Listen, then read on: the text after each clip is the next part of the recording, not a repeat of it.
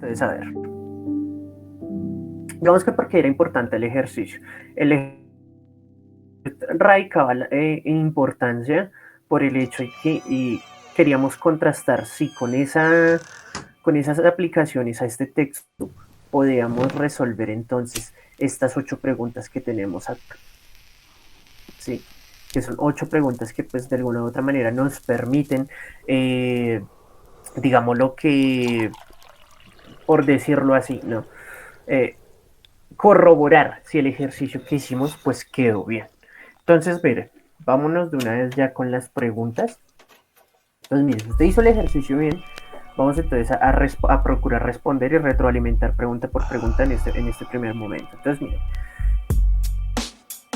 dice la primera pregunta, desde el primer párrafo del texto anterior se puede deducir que la perfección del helenismo consiste en A, la belleza y la armonía de los poemas homéricos, B, la comunión que existe entre los hombres y dioses, C, el sinsentido de la existencia de los griegos y D, la predeterminación del itinerario de los héroes. Entonces, bueno, según su ejercicio, ¿cuál creen ustedes que sea la respuesta correcta en la primera?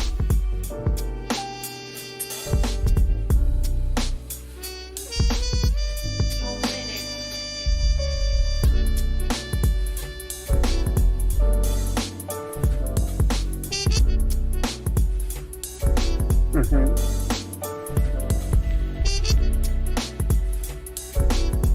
Sí, muy bien, Santiago. ¿Alguien más? Camilo. Tope, concuerdo con Santiago, también se le llena la B. Lo mismo. La B, listo. Señorita Silva también, bien.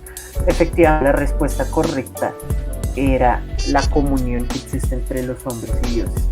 Y ustedes lo dijeron, cuando lee el primer párrafo, ¿no? En el primer momento de esa relación, que siempre va a haber entre hombres y dioses, están en comunión. Tenemos una idea que puede estar resaltada y que de alguna u otra manera está literal, está explícita dentro del texto. Muy bien, vámonos para la segunda pregunta. De acuerdo con el texto anterior, puede afirmarse que el género novelesco se manifiesta A, la comunión entre los dioses y hombres modernos, el desamparo trascendental del hombre moderno, la consolidación del capitalismo renacentista y la rebelión contra el destino de los héroes antiguos. Entonces, ya es según el texto. Aquí hay entonces que tener en cuenta los 5 párrafos. ¿Cuál creen ustedes entonces que sea la respuesta correcta en la pregunta número 2, según el ejercicio que ustedes hicieron?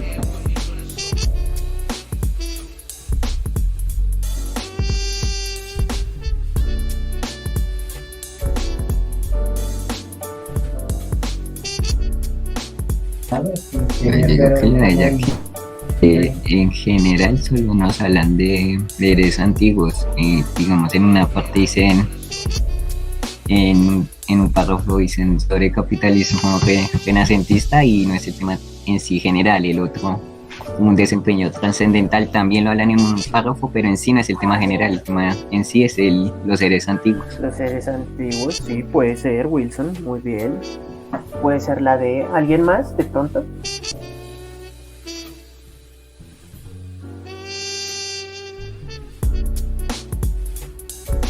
No sé, de pronto a Santiago y a Camilo, ¿cómo les pudo haber quedado esa? La de... Listo. Bueno, digamos que al tener cinco párrafos, de alguna u otra manera, toca sacar las ideas principales de cada uno de estos párrafos, ¿no? Digamos que cada párrafo tenía su propia idea. Y la unión de estas ideas, de alguna u otra manera, permitía, ¿no?, comprender de qué se nos está hablando, ¿no? Digamos que aquí tenemos un problema y es el problema, por ejemplo, de que nos están hablando de la relación que hay entre la épica y la novela. Si bien es cierto que me hablan en alguno de estos párrafos de la relación que hay entre los hombres y los dioses y de cómo de alguna otra manera surgen ciertos prototipos de héroes dentro de estos tipos de escritura, ¿no? De alguna manera el texto como tal no me habla solo ni de dioses, ni de héroes, ni de relación que existen entre estos con el hombre. Me hablan del desempeño que ha tenido el género épico con la creación de la novela. Entonces, si partimos de eso, podemos ver que la Deno es la rebelión contra el destino de los héroes antiguos. Sí, hay cierta rebelión, se muestra como cierto desesquema, por decirlo así. Se salen, pero ese no es el tema principal como tal del texto. El texto toma eso como elementos para poder explicar cómo se articula, cuál es la relación que va a haber entre la épica y la novela.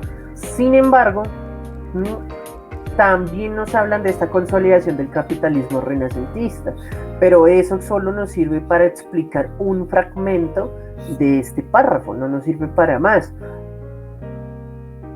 Y por otro lado tenemos la comunidad de los dioses y los hombres modernos.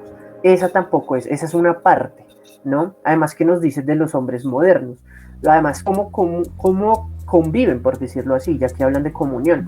Digamos que no es muy clara esa especificación de cómo conviven esos dioses con ese hombre moderno. La respuesta correcta aquí, muchachos, como tal, es el desamparo trascendental del hombre moderno, la B. ¿Por qué la B va a ser la respuesta correcta? Porque si nosotros analizamos muy bien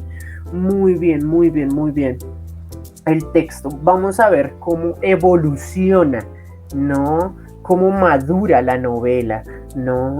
Ya vamos a ver cómo hay un cierto desligue de los héroes y sobre todo de los hombres con respecto a las divinidades. Y aquí nos ponen varios ejemplos. Nos ponen, por ejemplo, la Revolución Francesa, las prácticas del capitalismo salvaje, la Revolución Industrial, ¿no? Entonces, ese desamparo trascendental, ¿no? ¿Por qué desamparo trascendental? Porque ya los dioses o Dios como tal no está en el centro de la novela.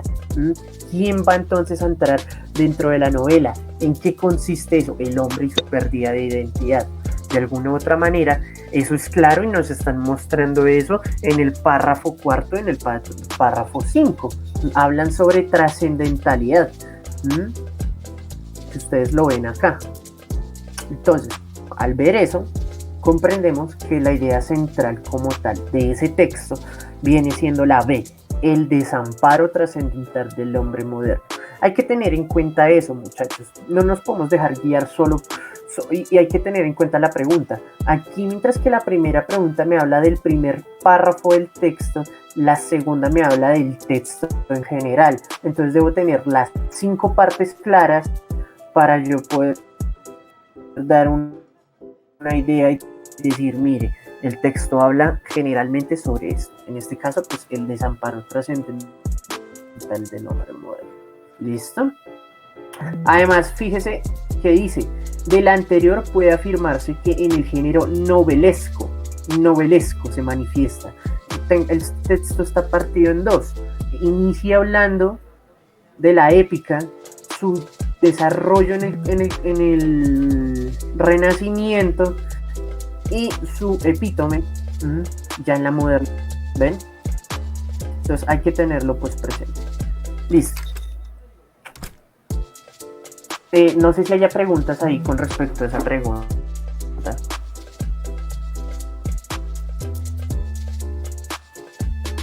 ¿No? Bueno, entonces vamos a seguir. Vamos a continuar. Dice acá, tercero, de acuerdo con el segundo párrafo del texto, se puede afirmar que la característica de la modernidad que resultó más determinante para el surgimiento de la novela es la adopción del capitalismo, la publicación del Quijote, la desdivinación del mundo y el triunfo de la burguesía. En el segundo párrafo, Según el ejercicio que hicieron entonces, ¿cuál es la idea característica de ese párrafo con respecto a la pregunta que dice que si se puede afirmar que la característica de la modernidad que resultó determinante para el surgimiento de la novela? Cuéntenme. ¿Cuál creen ustedes que sería la...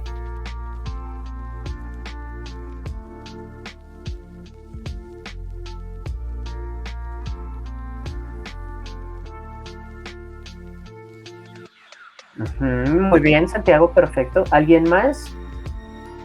Pues, profe, yo en esa pregunta yo quité la parte roja. ¿Sí está bien? Pero, bueno, listo. Puede que la hayas quitado, pero digamos que es una corrección que yo le había hecho al texto. Sin embargo, ¿cuál fue la respuesta que pusiste? La C, profe. ¿La C? Listo. Señor. Muy bien. Es que yo, esto tocó arreglarlo, porque digamos, pregunta con el resultado,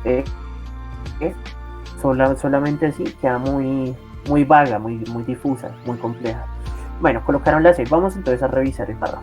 Dice acá, la consolidación del capitalismo durante el Renacimiento, con una completa transformación del concepto de vida y una profunda alteración de los puntos de orientación trascendentales del mundo occidental. La desdivinización del mundo es uno de los principales fenómenos que caracterizan la modernidad.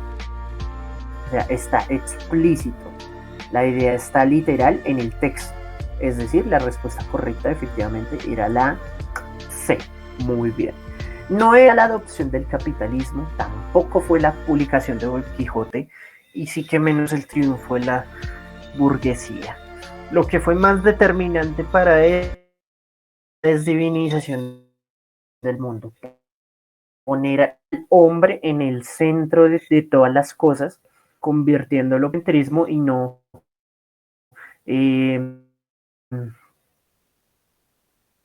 teocentrismo, ¿no? Vamos con la pregunta 4. En el texto anterior, las ideas principales se presentan en el siguiente orden. Bueno, aquí yo por eso les decía que hicieran la aplicación de las técnicas de Van Dijk, porque si ustedes sacaban las ideas principales de cada uno de los textos, las podría poner en orden y así identificar entonces el texto cómo está organizado. Entonces, vamos a ver.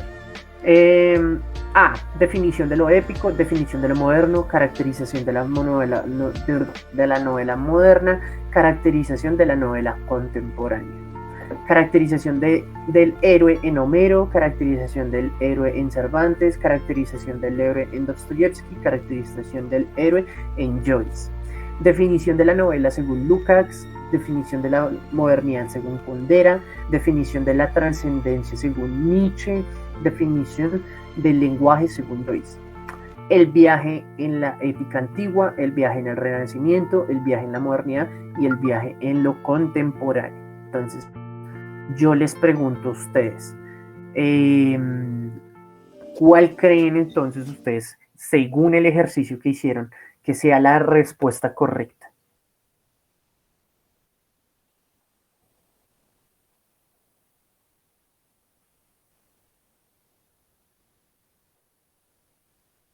Pues yo entre la A y la C, pero terminé poniendo la C, ya que en cada uno de los textos, cada persona habla su punto de vista sobre este tema de la novela. Muy bien.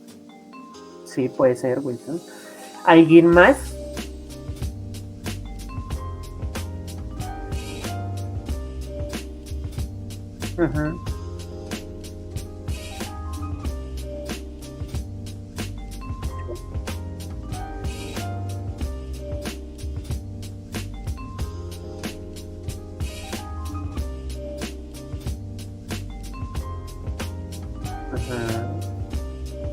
Muy bien, Santiago. ¿Alguien más?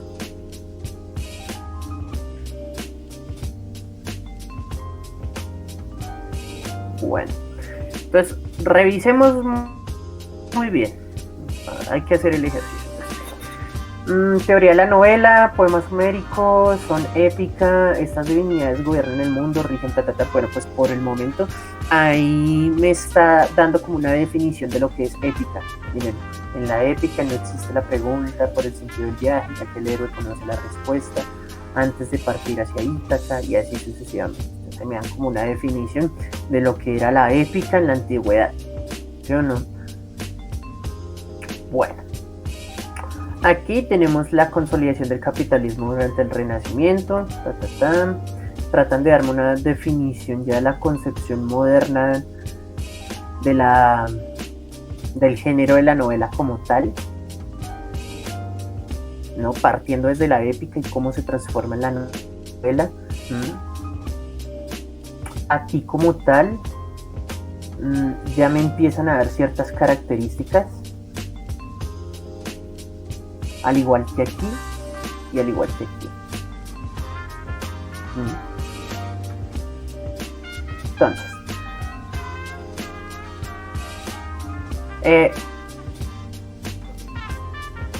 el viaje en la época antigua no, porque ya saben que no está en el agua total el hecho de que viaja y ya. No se preguntan por el viaje, solo lo hacen y ya, punto. En Renacimiento no hablan de viaje. Definición de la novela según Lukács, no. Lukács en el primero no está definiendo la novela. Dice que es autor de un texto llamado Teoría de la novela, pero como tal está hablando de la épica. No está hablando de la novela. Entonces, como tal no puede ser la C. O sea, ya descartamos esta de acá. Definición de la modernidad según Kundera. Bueno, pues Kundera como tal, ¿no? No está hablando de la modernidad como tal, está hablando de la desdivinización, que es una cosa totalmente pues aparte, ¿no? Entonces digamos que no puede ser la C como tal. La B, caracterización del héroe de Homero, no, es que no o sea, resaltan la figura del héroe, pero no la trabajan como debe ser. Entonces digamos que no podría ser tampoco la B. Digamos que la respuesta que más se acopla a lo que hemos visto según las ideas principales de los textos es la A. La respuesta correcta, muchachos, aquí sería la A. ¿Por qué? Porque primero me definen lo épico, luego me definen lo moderno, luego me hablan de la caracterización de la novela moderna y luego de la novela contemporánea. Aquí, en estos dos párrafos, me hablan de la novela moderna y cómo esas novelas modernas van a evolucionar hasta la novela contemporánea. ¿Listo? Entonces hay que tenerlo pues en cuenta. La respuesta correcta aquí era la A. Bueno, entonces, vámonos con la 5. Para el autor del texto, la épica y la novela son el autor del texto. Bueno, texto inédito de Iván Pinilla. Entonces, ¿cuál creen ustedes que sea la respuesta correcta a la 5? Para el autor del texto, la épica y la novela, ¿qué son?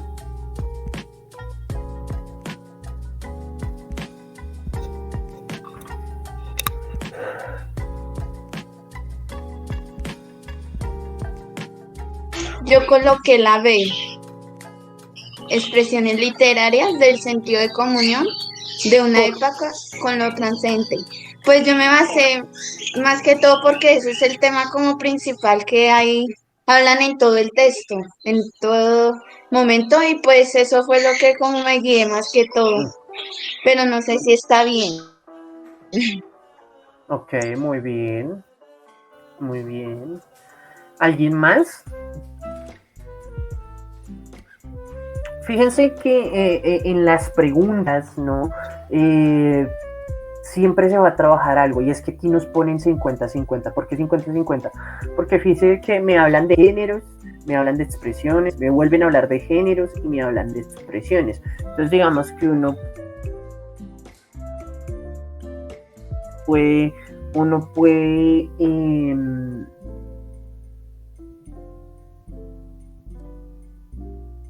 tener un dependiendo de ese 50-50, digamos, por dar ciertas respuestas.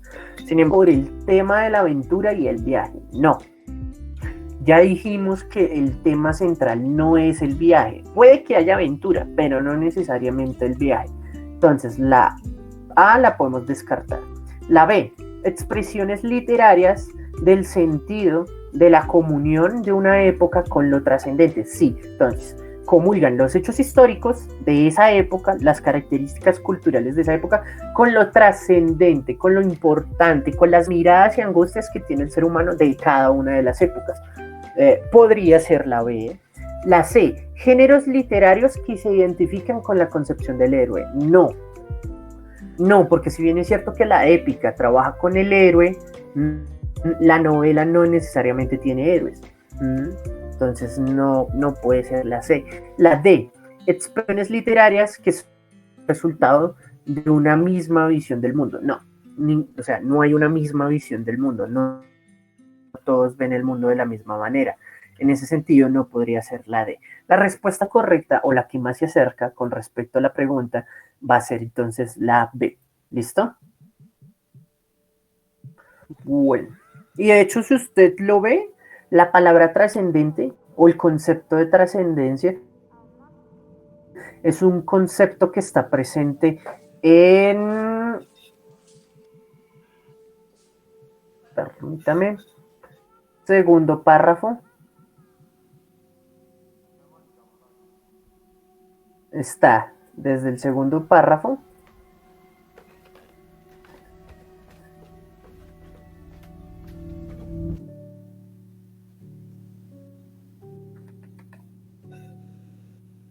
Sigue, no está explícito, no está implícito en el tercero, pero digamos que uno lo puede, no, sí, mírelo, acá.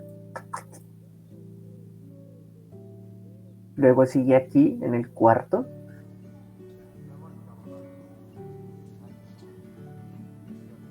Bueno, aquí no está, pero en este sí está también. Entonces, fíjense, es un concepto que va desde el segundo, el tercero, bueno, en el cuarto no está implícito, pero pues uno lo puede sacar, lo puede deducir, al igual que pues sí está acá en el cuarto. Entonces, la respuesta correcta ahí era la B. Bueno. El sexto, el tema del texto anterior, que es la visión del mundo del héroe moderno, el contraste entre el novelesco, el helenismo de los poemas homéricos y la evolución del capitalismo salvaje. ¿Cuál creen ustedes que sea la respuesta correcta?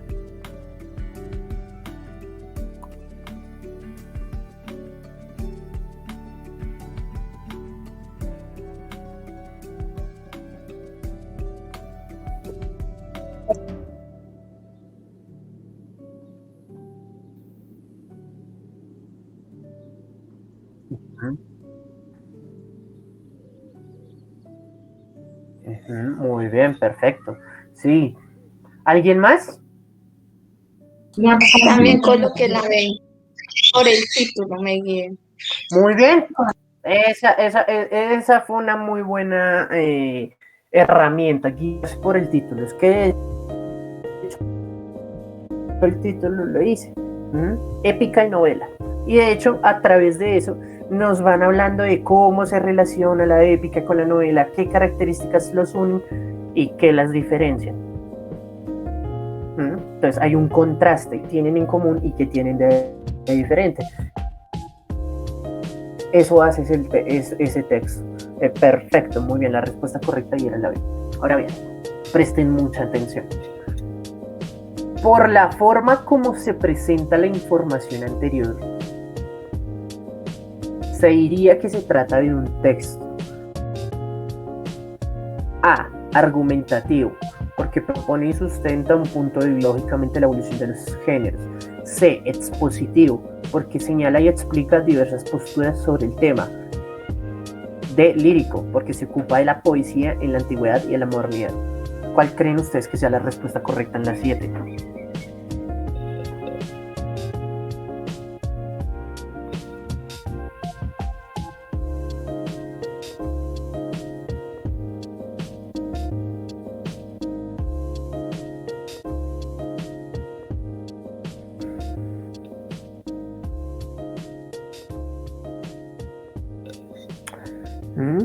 Cuéntenme, ¿cuál creen que sea la respuesta correcta? En la 7. Yo digo que es argumentativo. Argumentativo.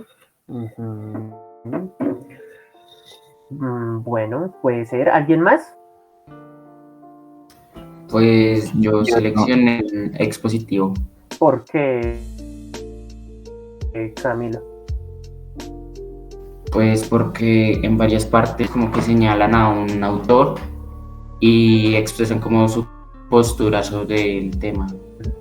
Muy bien. Muy bien, esa es la respuesta correcta. La respuesta correcta es un texto expositivo. Entonces ya les voy a explicar muy bien. Mira, argumentativo no podría ser que dice que propone y sustenta un punto de vista sobre el tema, solo un punto. Pero si nosotros revisamos el texto, nosotros nos damos cuenta que no hay un solo punto de vista. Tenemos el punto de vista de Job Lukács, ¿no? Tenemos el punto de vista de Milan Kundera. Tenemos el punto de vista en lo que se basan de Flaubert y Dostoyevsky. También nos hablan del punto de vista acerca de eso que tuvo Nietzsche. Tenemos aparte de eso los puntos de vista de autores como James Joyce y Virginia Woolf. Entonces, si lo ponemos así, desde ese punto de vista, no solo hay un punto de vista, hay muchos puntos de vista en los que se basan. Entonces, argumentativo no puede ser. De hecho, es que si tú lo revisas, no es que hayan muchos argumentos que digamos, solo nos están exponiendo una serie de ideas de acuerdo a ciertos autores y nos están contrastando en el camino cómo esos autores vieron el pasar, ¿no? de ciertas características de lo épico a lo novelesco. Entonces, como tal no podría ser la respuesta. Ahora bien, efectivamente, la respuesta correcta era un texto expositivo. Lírico no era, porque lo lírico pertenece a la poesía, y acá no nos están hablando de poesía, ni siquiera nos están dando un poema. Narrativo tampoco, porque no está relatando cronológicamente, y por lo general, por lo general narrativo suele tener un narrador. Acá no hay un narrador.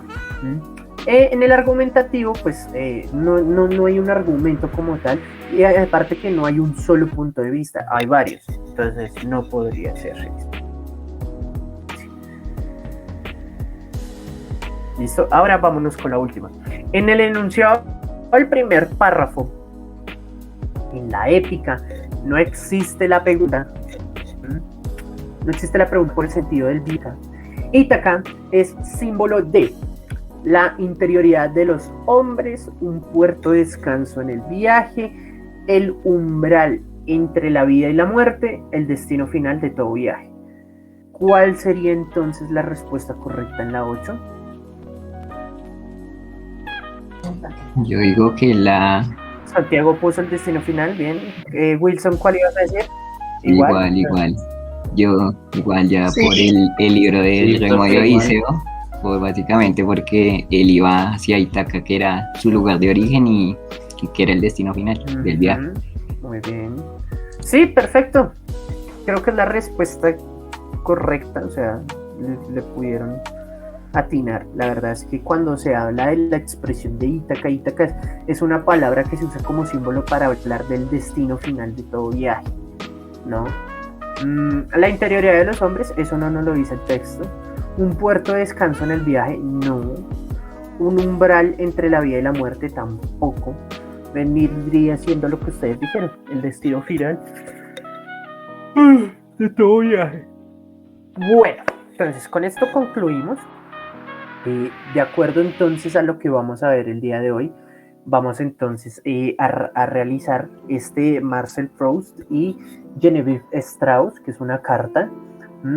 Pero entonces para poder realizarla, primero vamos a dar la lección del día de hoy. Bueno, muchachos, yo les pregunto, ¿hay alguna duda, alguna pregunta con respecto a este ejercicio?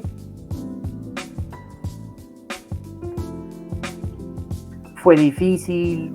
¿Se les dificultó algo? No sé, cuéntenme.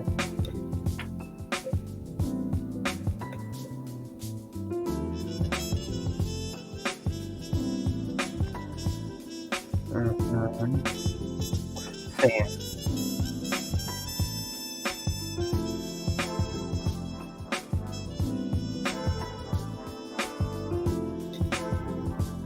Sí, muy bien. Bueno, sí, digamos que, muchachos, o sea, siendo honestos, ya, eh, esto ya depende de ustedes, o sea, ya lo que sigue aquí es de pura bajadita y, y nada, o sea, si ustedes no, digamos que no le cogen un poquitico de juicio al asunto, pues usted va a ver las consecuencias cuando presente el examen del ICFES. Es feo porque uno asume o a veces es como si uno les diera a entender que usted es bueno o malo con respecto a un puntaje, pero pues quítese esa idea. Yo lo que voy es que el puntaje de alguna otra manera abre puertas, muchas puertas, y pues qué genial sería que aquí la mayoría de 11 pues tuviera ¿cómo decirlo? Un puntaje superior a 300. Es que mire, con tal de que, o sea, el puntaje más bajito sea 315, cualquier universidad pública o privada ya le abre las puertas, inclusive para becas, muchachos. Entonces, toca que estén pilas, que estén en la juega. Bueno, otra cosa, yo les pregunto, ustedes si vieron lo que les envié pues no es tanto de Simono, sino de ¿qué? Se me olvidó. Sino de materias y trabajo. Lo que pasa es que miren, ustedes entran a esto de acá y en esto de acá ustedes van a encontrar una serie de diplomados, pero esos diplomados no es que sean solo de Simono, cualquier persona puede entrar. Entonces esta introducción a los derechos humanos y democracia y mira, acá, qué pena. Ahora sí. Aquí hay una serie de ciclos formativos, una serie de escuelas o procesos pedagógicos en donde usted puede adelantar materias, por decirlo así. Entonces hay una serie de ciclos, ustedes lo pueden ver, propiedad horizontal, gobierno abierto, interétnico, políticas públicas de movilización social, fútbol y participación, repensemos la seguridad, derechos humanos, construcción. Entonces digamos que hay varias formas de trabajo que se pueden hacer y hay ciertos programas. Es importante pues, que entren a esta página y revisen, porque a usted le pueden dar certificados del curso y probablemente en la carrera que usted pueda entrar, le pueden hacer homologación, además de que también sirven como certificados para servicio social, ¿no? Ningún curso lo cobran, todo curso es gratuito, pueden entrar mayores de 14 años. Mire lo que dice acá: ¿puedo cumplir con mi servicio social estudiantil realizando cursos de la escuela? Sí, en la medida que cumplan los requisitos de aprobación, bla, bla, bla. Y pues bueno, ahí usted puede, digamos que, a entrar a estos cursos y pues ayudarse. Ahí hay ciertos ciclos de formación, hay una cantidad de cosas que les van a servir a ustedes. Entonces, pues para que lo tengamos en cuenta. ¿Listo? Bueno, vamos entonces a ir ya con pues corresponde el día de hoy, el tema del día de hoy, y es la tipología textual. Bueno, antes de iniciar, ¿tienen alguna duda con lo que les había dicho de eso de la escuela o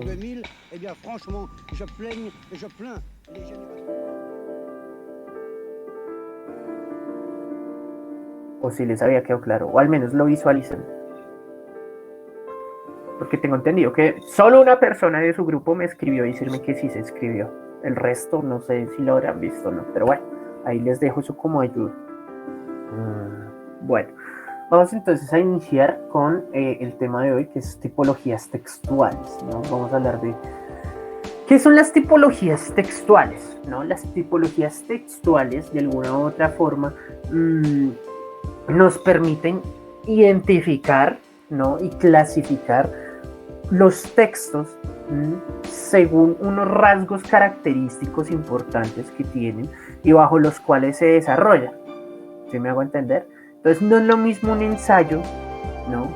a un artículo o a una columna de periódico. No es lo mismo una infografía, no, por ejemplo, a una caricatura.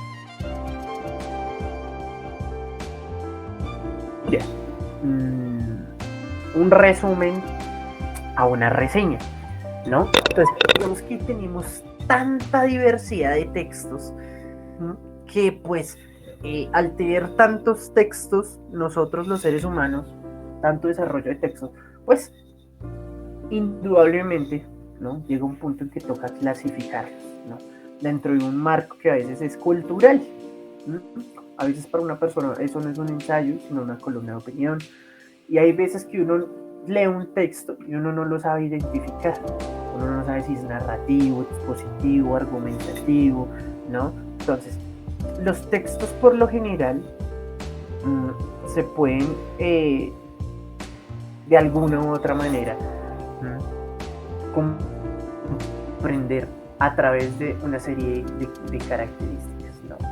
Aquí tenemos 5 características importantes que de alguna u otra manera tienen que ver de acuerdo a la función que cumplen estos textos, ¿que me voy a entender? Entonces, miren, los textos narrativos, como su nombre lo indica, lo que hacen es narrar. ¿Qué es narrar? Contar una historia, unos sucesos. Pueden ser cronológicamente o asincrónicamente, ¿no? Pero se narra. Los textos explicativos por lo general explican una información, desmenuzan una información, procuran explicar algo de una manera contundente y por lo general de una manera muy fácil. Los textos descriptivos procuran hacer una descripción de la realidad de tal manera que sean pues muy veraces y muy apegados a los hechos tal cual como ocurrieron. Los textos argumentativos, como su nombre lo indica, procuran argumentar, dar un punto de vista, sustentar una idea, procurar de alguna otra manera darle un sustento a un pensamiento. Y los de tipo de diálogo, ¿no? Por lo general representan un intercambio comunicativo, ¿no? Pueden ser los chats, un chat puede ser un texto de diálogo. ¿Por qué? Porque se intercambia información. Profe, pero hay elementos de estos textos que se pueden mezclar. Sí, a eso se le conoce intertextualidad. Por ejemplo, pueden haber textos que sean narrativos y a la vez sean argumentativos. O pueden haber textos narrativos que contengan diálogo. O pueden haber textos explicativos que también sean argumentativos o descriptivos. Se pueden mezclar. Entonces digamos que nosotros tenemos que estar como en la jugada para poder identificar estos tipos de texto y que no nos juegue una mala pasada para poder pues comprender muchas veces el por qué no comprendemos esto. ¿Listo? Bueno, hasta ahí, ¿tienen alguna pregunta o alguna duda?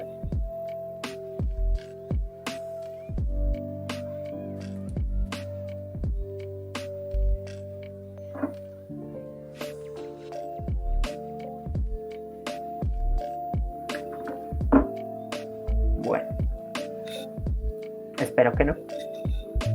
Ahora bien, para poder comprender estas tipologías textuales y poder identificar a cada uno de estos textos, primero debemos comprender cómo se da su superestructura, ¿no? ¿Qué intención comunicativa tiene y qué características lingüísticas? No todos los tipos de texto tienen la misma superestructura. Tampoco tienen la misma intención comunicativa y sí que menos tienen las mismas características lingüísticas.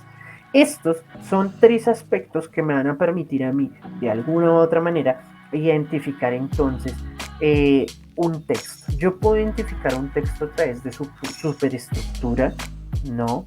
Puedo identificar un texto a través de su intención comunicativa, qué me quiere comunicar ese texto, y también lo puedo hacer a través de sus características de alguna otra manera, pues lingüísticas, que no son las mismas, por cierto.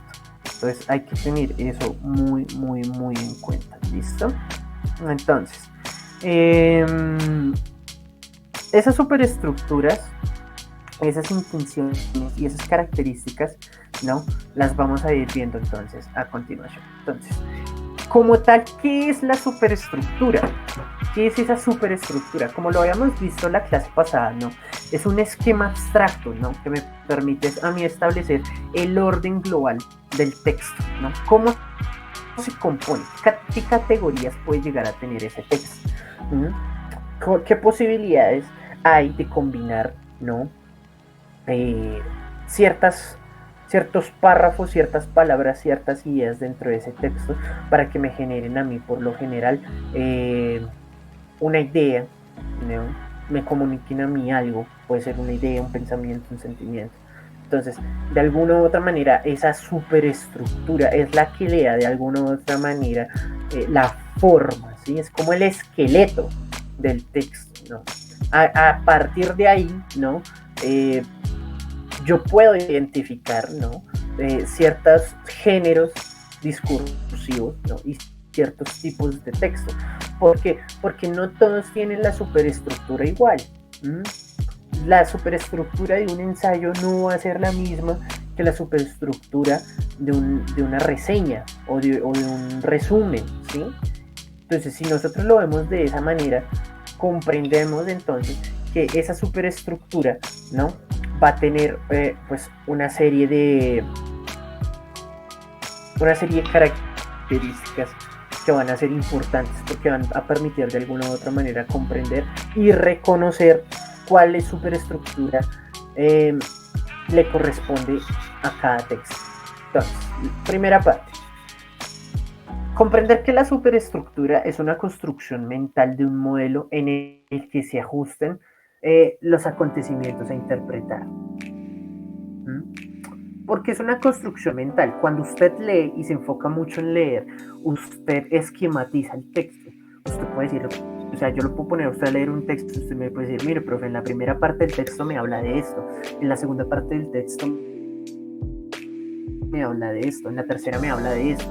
¿Por qué? Porque usted ya se hizo una construcción mental. Entonces, cuando nosotros trabajamos el texto de épica y novela, no sé si ustedes se dieron cuenta que ya después de haberlo leído y releído, nosotros podríamos tener clara la estructura.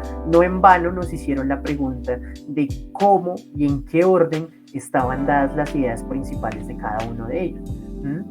Entonces, esto es un esquema mental. ¿Por qué mental? Porque nosotros lo hacemos dentro de nuestro ejercicio de lectura en nuestras mentes. Esto. Luego sigue la realización de inferencias pragmáticas, la intencionalidad de los textos, que son inferencias prácticas, que posibles, que son palpables, de alguna u otra manera, que son entendibles y que puedo dar a entender a otras personas. Entonces, esa inferencia pragmática me permite entender la intencionalidad del texto, qué intención tienen los párrafos y la unión de esos párrafos, qué intención me da. Entonces, fíjense que al yo reconocer cuál es la función de cada uno de esos párrafos, yo puedo entonces comprender, por ejemplo, en esta pregunta, ¿qué tipo de texto puede ser? Si es argumentativo, si es narrativo, si es expositivo, si es lírico.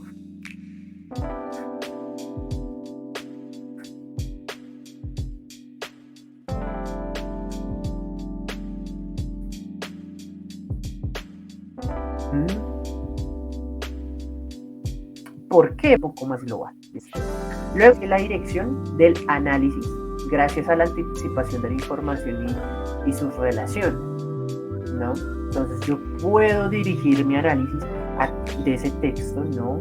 De alguna u otra manera, teniendo en cuenta la información y cómo se relaciona esa información, es decir, cómo se relacionan los párrafos uno entre otro y cómo yo puedo hacer el análisis de esa información con respecto, pues, a esas relaciones que hay entre los párrafos. Y luego sigue la organización del recuerdo y del uso de la información comprendida, que esta es, digamos, que la parte más difícil. ¿Por qué? Porque por lo general este tipo de ejercicios se hacen en una sola lectura. Es decir, si yo quiero saber qué tan buena comprensión lectura tienen ustedes, yo podría haber hecho el ejercicio de que leyeran solo el párrafo les digo, de que leyeran solo el texto y trataran de reescribirlo con sus propias palabras. Por lo general este ejercicio suele ser tedioso y a muchos de ustedes no les gusta y ustedes dicen no le hallo sentido, pero el sentido sí se halla a la hora de ver cómo esa organización de ideas a base de su memoria, ¿no? Y pues obviamente cómo comprende usted esa información, pues me permite a mí entablar si usted tuvo una muy buena comprensión lectora o no. Por lo general, una de las preocupaciones que hay en lectura crítica es que a veces cuando el tiempo nos da, muchas veces, ¿qué hacemos? Leemos la pregunta, no entendemos, no comprendemos, hay algo de supuestamente desconocido, que por lo general no es desconocido, solo que pasamos de inadvertido, y subimos otra vez a releer.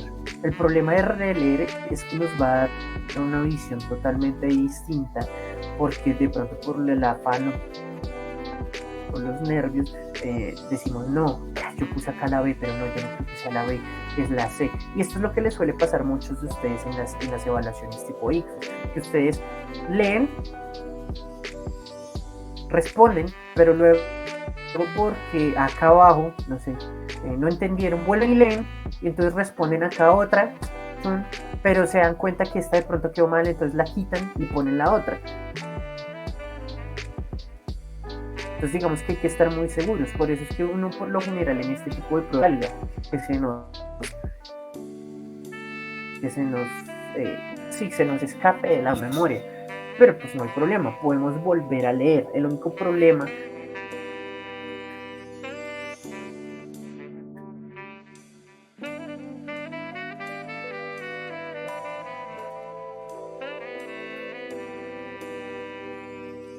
es que no debemos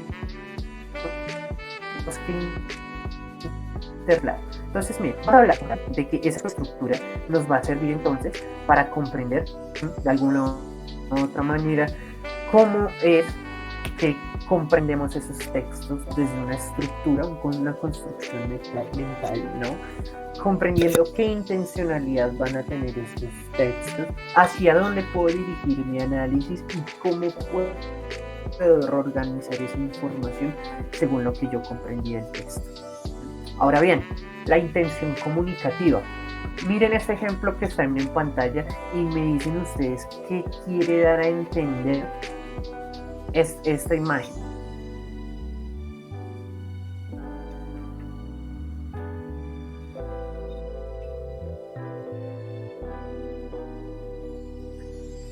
Cuéntenme bien, ¿qué creen que está queriendo decir esta imagen?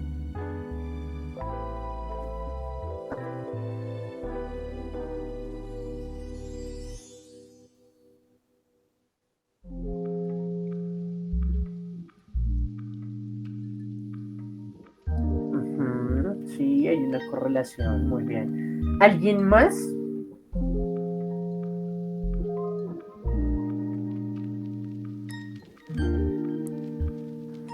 No sé, Camilo, Wilson, Valentina.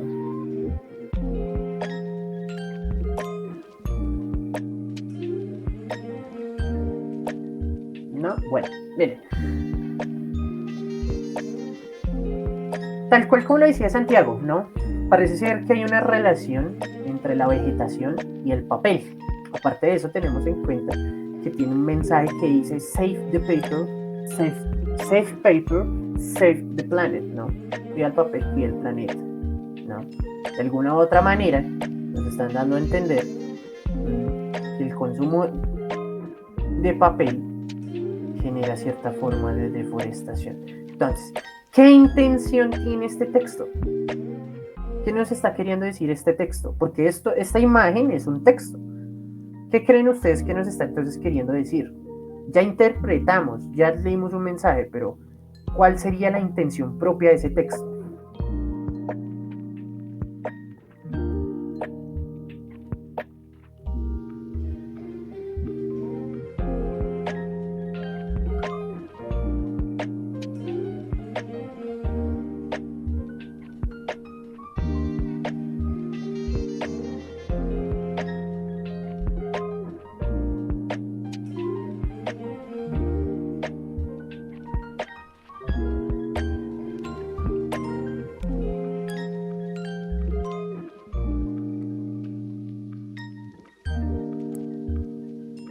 ¿No? ¿Ninguno?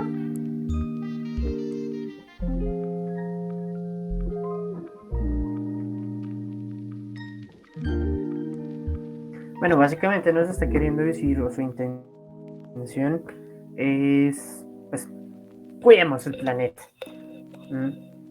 Bueno.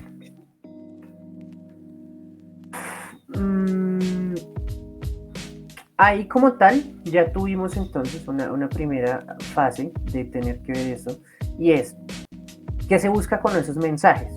¿Qué intención comunicativa tiene el autor? Y el lector objetivo del mensaje. Ahí pues vamos a saber que es cuidar el planeta. Identificamos que la intención como tal es generar como conciencia acerca del uso del papel y la deforestación, ¿no? Y pues la idea general como tal es cuidar el planeta con respecto pues, a esta imagen, ¿no? Ahora bien, vamos a revisar las siguientes imágenes.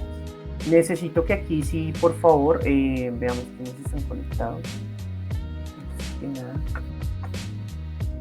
Aquí sí necesito que por favor Camilo, Fernanda, Paula, Steven y Santiago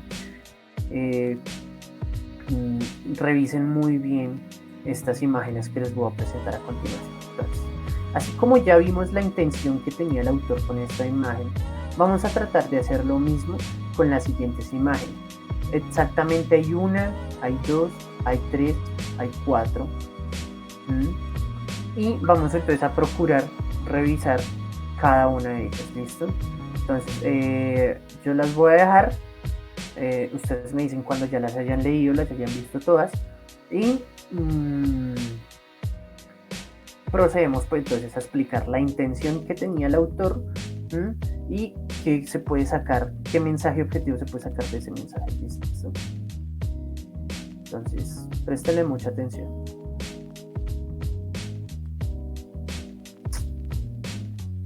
Joder. Ya.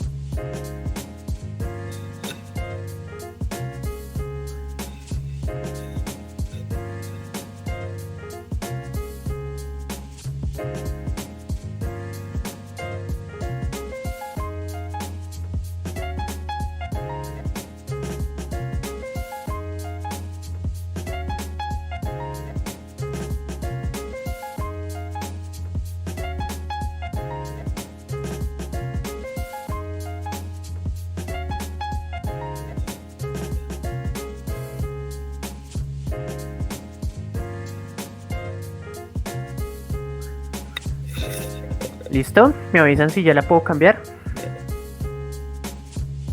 Sí, ya. ¿Listo?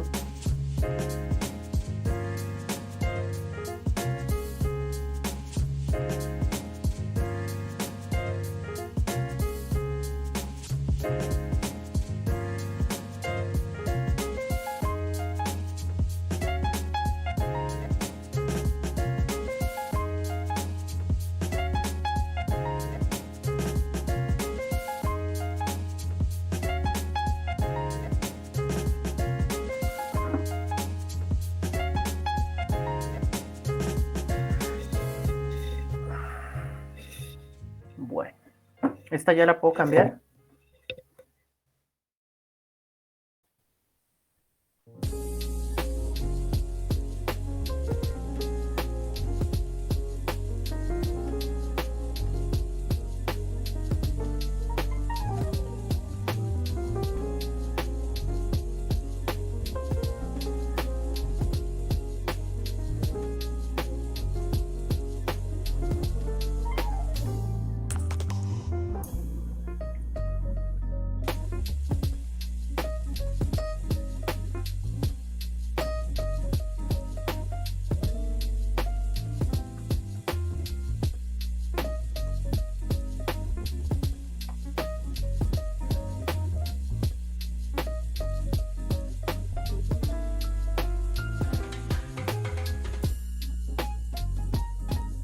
Listo.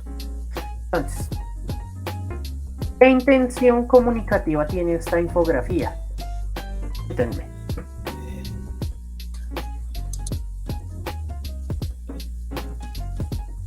¿Cuál de esta infografía? Pues la intención básicamente sería como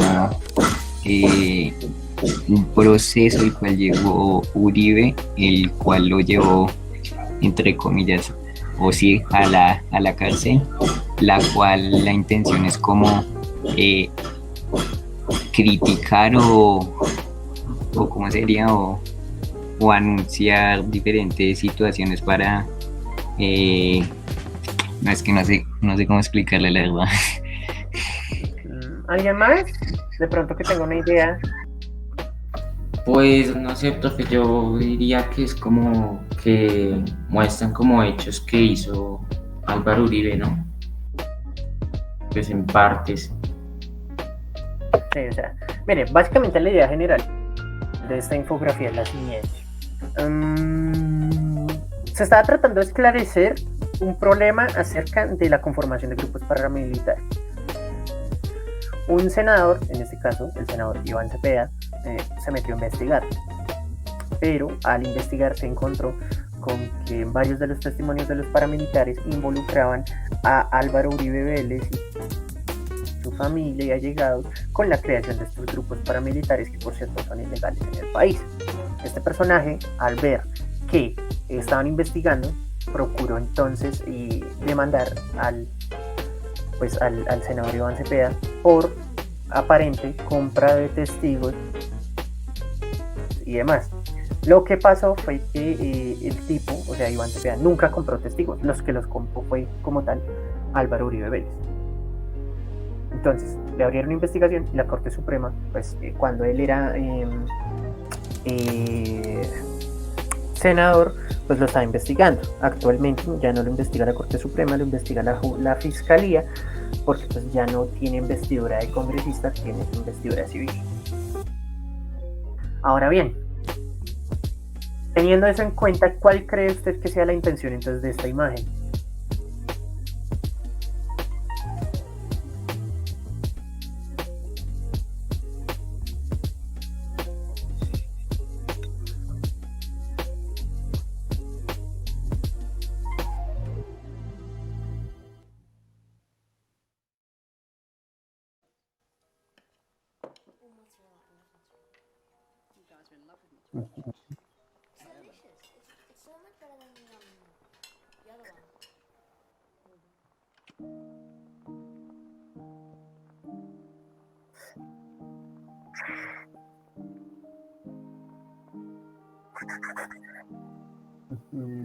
Sí, pero tenga en cuenta una cosa, Santiago. O sea, sí, se interpretó bien los tweets, pero tenga en cuenta que es la misma persona disparando hacia sí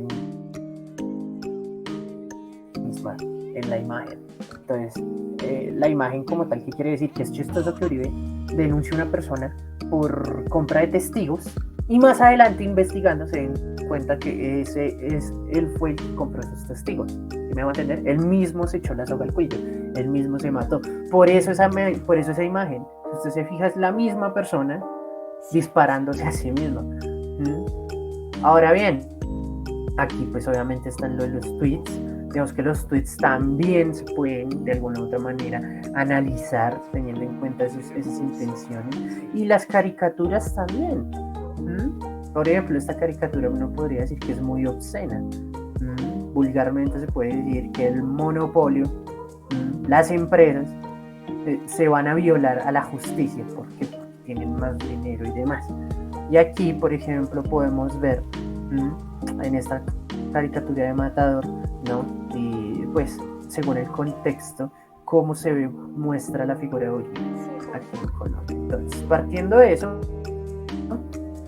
Ya tenemos clara, ¿no? Lo que es la intención comunicativa, qué intención tienen los textos.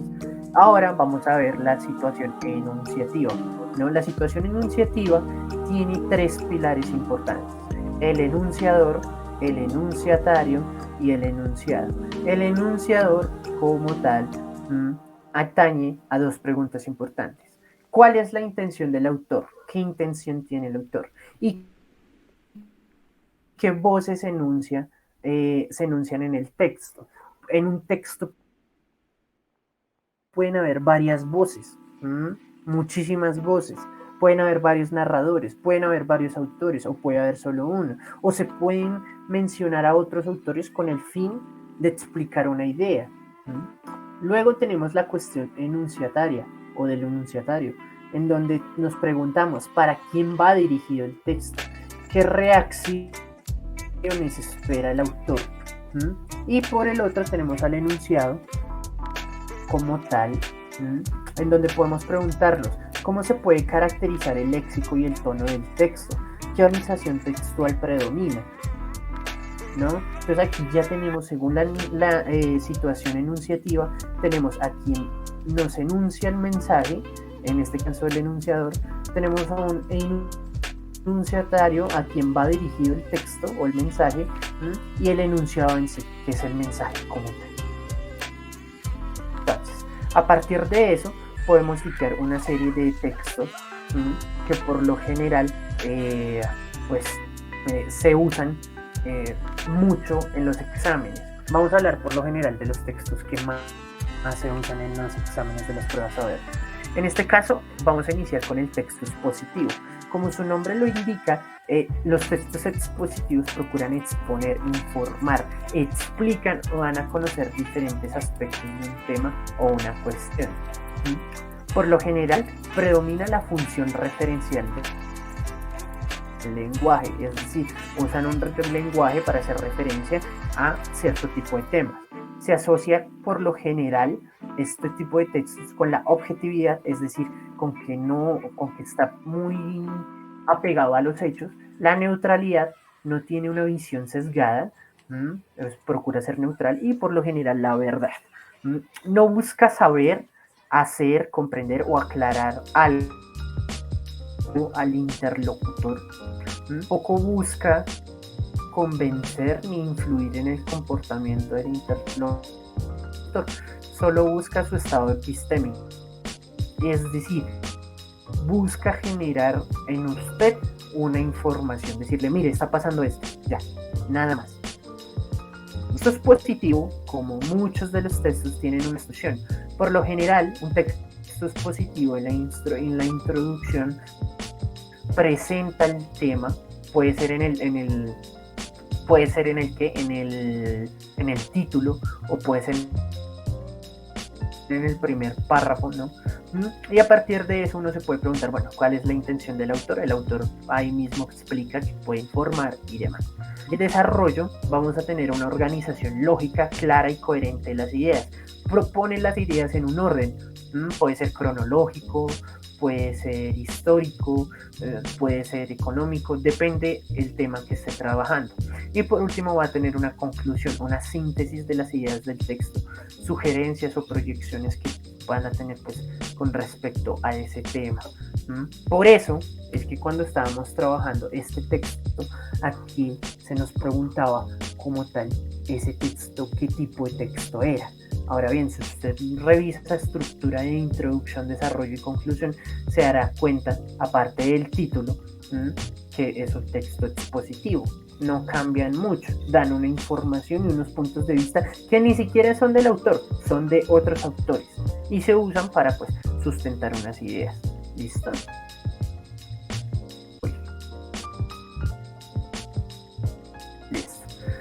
Entonces, ahí vamos a tener unas superestructuras que... permítanme un momento. ¿Qué pasó acá? Unas superestructuras que van a ser, pues, de alguna u otra manera, explicativas, ¿no? Por lo general va a haber una dicotomía entre un problema y una solución. Y puede ser también una cuestión causativa. Me van a dar unos antecedentes que pueden ser consecuentes con una serie de elementos que se pueden dar ahí. Por ejemplo, podemos tener elemento 1, A, B, A. Podemos tener una comparación entonces entre elementos que es A, B, A o A, B, A. Esas son superestructuras explicativas. ¿Qué quiere decir eso? Que yo puedo tener entonces una idea general apoyada en una serie de párrafos, ¿no? Que pueden darse así, o puedo tener un texto que me hable de dos cosas y me las ponga en contraste. A esto se le puede llamar como intertextualidad. Entonces hay que estar pendiente de esas estructuras. También puede haber una estructura de colección o de secuencia, fase 1, fase 2, fase 3, fase 4, como la que tuvimos acá en el texto. El texto procura, ¿no?, dar. Acá hay dos estructuras importantes. Primero, una estructura histórica, porque inicia hablando de la épica desde la antigüedad y cómo fue evolucionando esta a través del Renacimiento, la modernidad, hasta terminar en lo contemporáneo. Y sobre todo, al ser histórica, también podemos ver entonces también cómo evoluciona de la épica a la novela. Por ejemplo, ahí se puede dar unas fases. Pueden haber unos procedimientos también, en donde puedo hablar entonces de una definición, clasificación, reformulación, ejemplificación, analogía o citación. Esto, de alguna u otra manera, son ciertos procedimientos que se usan dentro de los textos y que de alguna u otra manera permiten identificar en esos elementos qué tipo de textos pueden ser. Por ejemplo, hay textos que usan definiciones. Por lo general, los textos que usan definiciones suelen ser textos de carácter informativo o argumentativo. Entonces, ¿qué es una definición? Atributos de un tema, un objeto o rasgos de un concepto. Ahí por lo general se delimita un problema. También hay textos que hacen uso de la clasificación, distribución en agrupaciones realizadas a partir de semejanzas o diferencias. También está la reformulación, que es una expresión inteligible de algo formulado en términos específicos. Es decir, puede que un autor haya dicho algo, pero yo lo quiero decir con mis palabras, entonces lo puedo reformular. También existe la ejemplificación. Se pueden formular ejemplos de forma abstracta, ¿no?, que permitan a la persona comprender pues una idea o un concepto dentro de ese texto. También está la analogía, que por lo general se procura dar en relación a un concepto con otro distinto campo a partir de comparaciones o metáforas. Entonces yo puedo comparar un suceso con por ejemplo, con algo que ocurrió en un lugar, o por ejemplo puedo hacer uso de una palabra, como por ejemplo en esta pregunta de acá. Cuando en esta pregunta de acá nos preguntaban lo de Ítaca, qué significado tenía Ítaca o qué simbolismo cumplía, eso puede ser una analogía. ¿Analogía de qué? Es un ejemplo, es un símbolo para explicar el destino final de todo viaje. Es decir, puedo usar con otras palabras algo para poder explicar esto de acá, por ejemplo. Y por último, la citación, que es un recurso al que se apela a voces ajenas al autor, expertas en un tema, como por ejemplo los que tenemos acá. Aquí procuraron citar a varias personas: James Joyce, Virginia Woolf, Flaubert y Dostoyevsky, Nietzsche, ¿no?, Milan Kundera y George Lukács. Entonces, si se da cuenta, usa las voces de otras personas para poder sustentar una idea o un tema. Ahora bien, tenemos dos. Una segunda actividad. Necesito que le presten mucha atención y ya casi terminamos. Entonces, miren, ¿cómo se entreteje el texto expositivo, ¿no? Entonces, a partir de eso, van a identificar entonces dentro de este texto los siguientes elementos. Permítanme un momentico. Van a identificar una macroestructura, van a identificar la idea principal de cada párrafo, van a identificar una superestructura, la organización del texto y funciones de los párrafos y la secuencia explicativa de estos textos. Digamos que ese es el ejercicio para el día de hoy. Entonces, solo que ese ejercicio no lo vamos a hacer con ese texto de Miguel Ángel, sino que lo vamos a hacer con el texto que está en el otro archivo que les di, Marcel Proust y Genevieve Strauss. La idea es entonces que ustedes van a coger este texto, van a revisar los párrafos, van a mirar la estructura, la superestructura. Bueno, permítanme un momentico.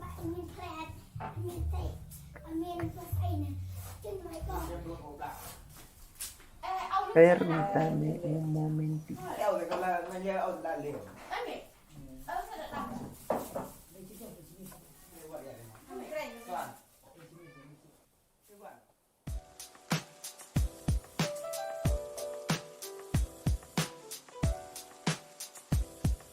Ya les paso el texto por el chat.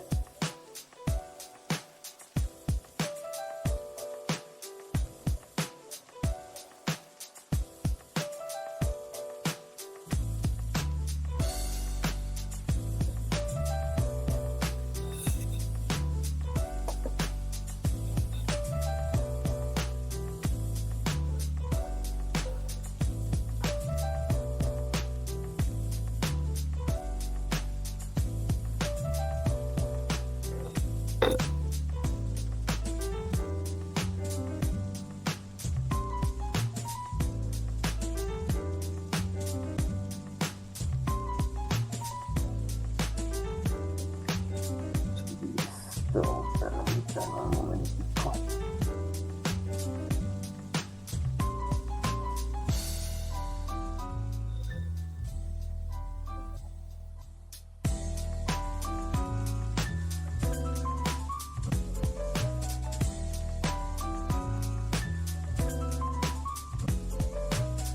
Ay, qué excelente. Bueno.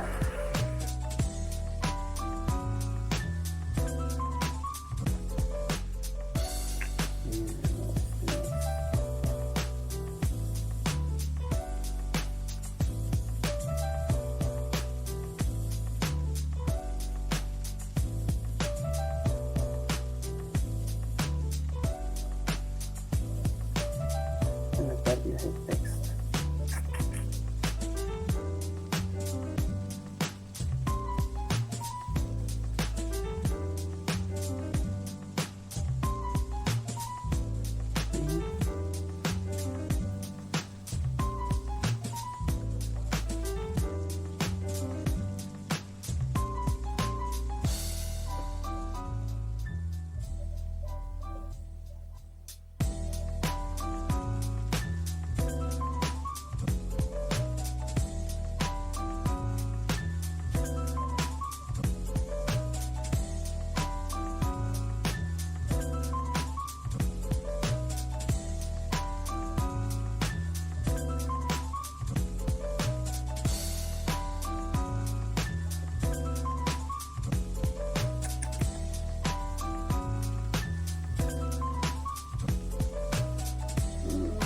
Dios mío, ¿qué se hizo?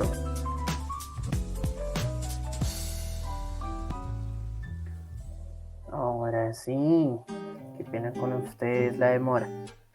Casi que no lo encuentro. Bien. Me había mezclado. Mírenlo acá. Este es el texto que vamos a trabajar.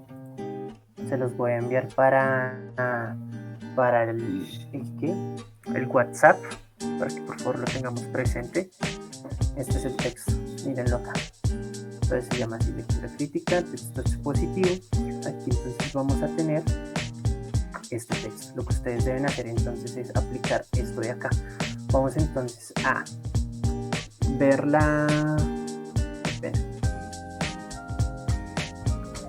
vamos entonces a coger ese texto, vamos a mirar la macroestructura, le vamos a sacar la macroestructura, vamos a sacar la idea principal de cada párrafo, si está explícita o implícita, no importa.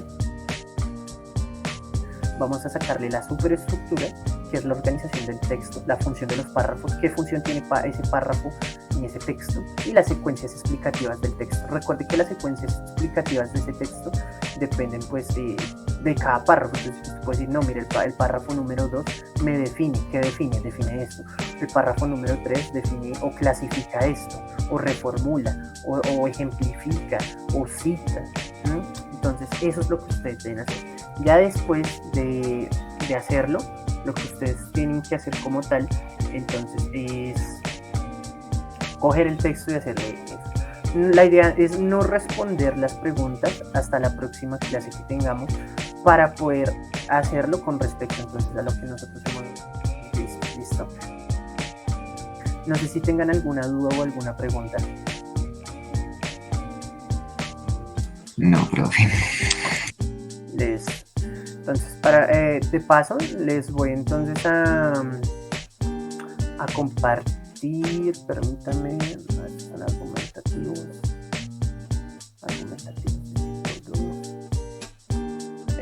Les voy a compartir entonces, como vimos textos expositivos, les voy a compartir esta infografía para que por favor la tengan allá y la puedan usar para poder hacer entonces este ejercicio. Entonces, les voy a pasar 2 archivos para que por favor lo tengan en cuenta. Entonces, permítanme, se los envío de una vez y ustedes me confirman si les llegó.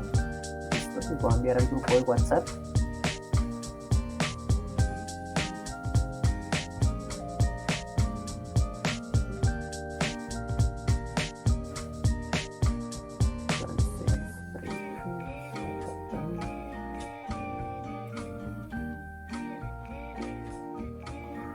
Entonces el primero es el texto que les había dicho y el segundo es la infografía de textos expositivos.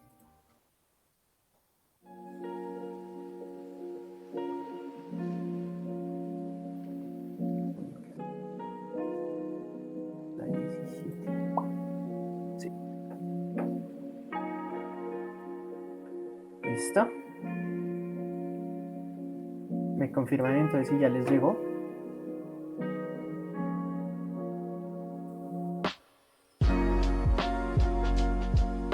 Sí, ya, profesor. Listo.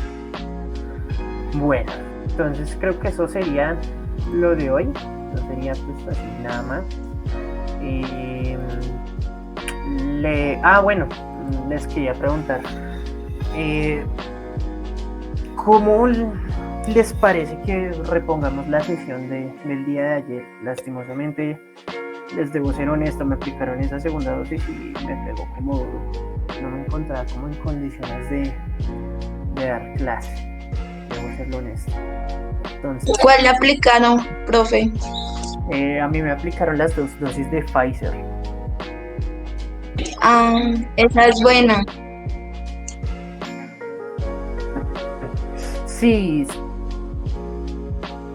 y digamos que por eso, la verdad es que yo tenía cita al mediodía, pero me fui temprano, como a las 7 de la mañana, y sorpresa que me vacunaron como hasta las 11 de la mañana. Entonces imagínese usted la fila tan hijo de madre que me tocaba hacer.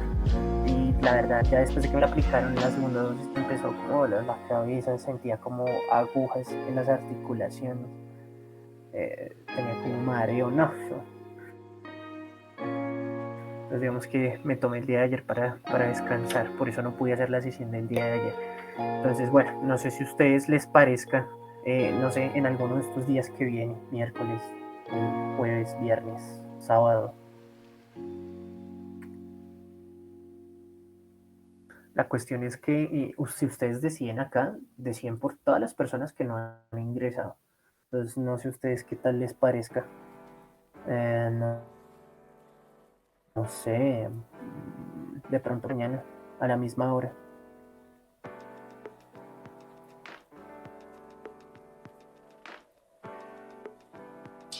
Pues sí, ¿por qué no? Wilson dice que sí, no sé los otros.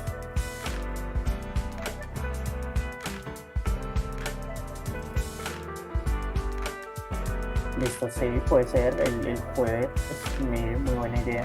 ¿Alguien más? De pronto el jueves, Camilo, Fernanda, Paula. No, profe, yo digo que el jueves mejor. El jueves, sí, listo. Sí, señor. Listo, muy bien. Paula Valentina, Sí, también. el jueves, listo. Y Fernanda, Sí, profe, el jueves. listo, sí. Sí, porque no caí en cuenta el miércoles lo de los despartados, entonces sí. Listo, nos veremos entonces el jueves, a las 9:30, igual que siempre.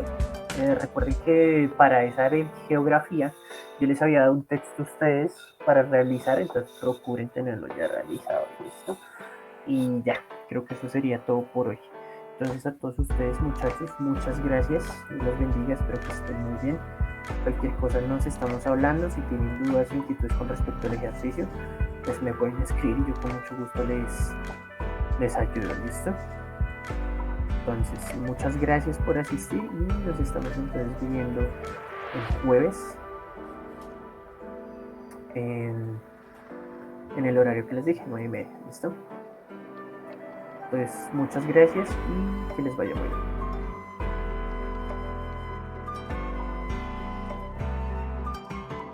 Chao, profe, gracias. Chao, Paula, que te vaya muy bien.